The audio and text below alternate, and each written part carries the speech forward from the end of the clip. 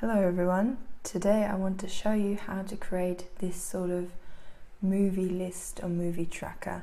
Of course this doesn't always apply to just movies, you can kind of rate and keep an overview of movies you watched or series you want to watch in the future.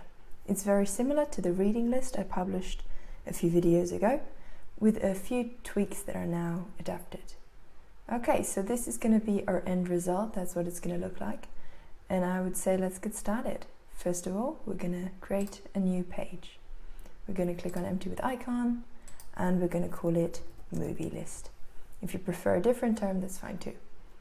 Then we're going to move on to change the layout by clicking on these three dots. We're going to click on full width and we're going to change the font to serif. I just find that it's the best or most aesthetic font of all.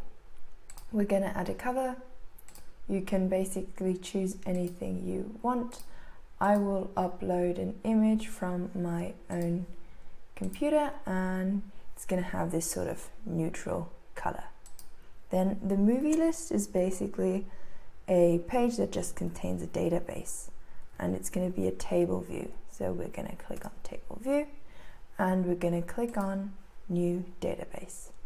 I personally don't want this table to have a title, so I'm going to hide the database title and I'm going to rename this view to just list.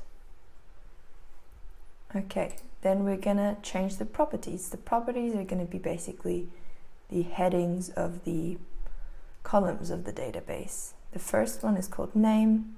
We're going to change that to title, so it's going to be the title of the movie. Then the next one is going to be the director. Of course, if you want different properties, that's fine too. For example, you could have a column for the actors or something like that.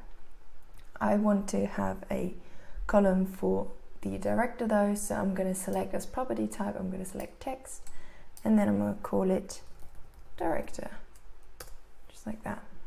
We're going to add another property, and that's going to be multi-select as a type, and we're going to call it genre.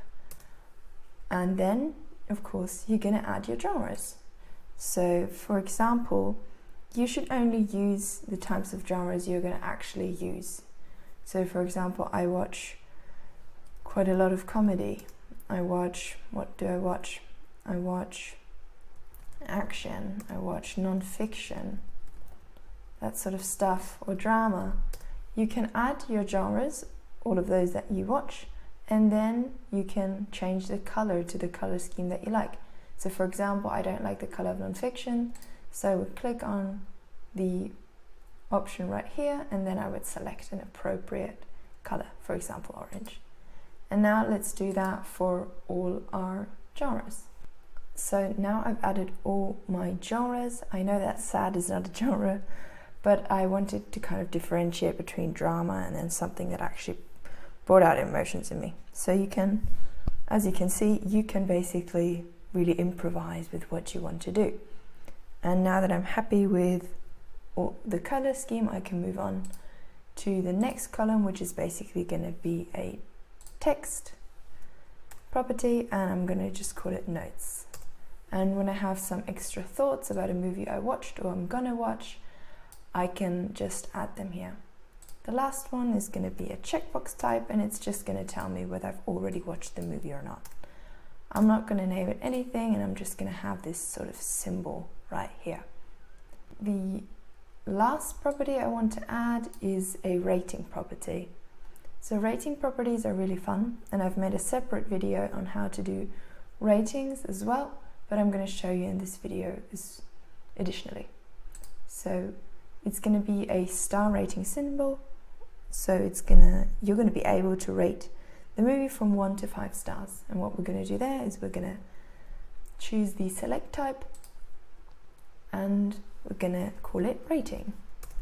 And our options are going to be the stars, and you add a star by adding emoji, and you have certain shortcuts on your computer to add emojis. In Windows, it's going to be the Windows symbol and then the dot. And with that, you can basically just look for the symbol and add it. So as you can see right now, oh no, I clicked it away. I'm gonna have to do it again. You can search for the emoji. Let's go again. And there you go, you have a star. And you can add that as an option. And now you repeat this process until you have 5 stars. As you can see, I have now added all the different options ranging from 1 to 5 stars. The next thing we're gonna do is going to be kind of arranging the columns to the right size and in the right order. I want to start with my title, which is probably not that long. Then move on to the director, genre. Genre is going to be quite a large column because I can add multiple genres. The notes column is going to take up most of my table, and I'm going to switch rating and the checkbox, just like this. And now I'm going to change the icon, which I chose previously. I'm going to copy and paste that. I made a tutorial or a video with all my favorite Notion icon websites where you can find something like this. I will link it in the description below. And then I'm gonna go back to my movie list and copy this sort of bar. I just like to add that for aesthetics. And there you have it. Now you can just fill your movie list. This is what your movie list should look like once it's finished. And I hope you enjoyed this video and have some fun with your new Notion template.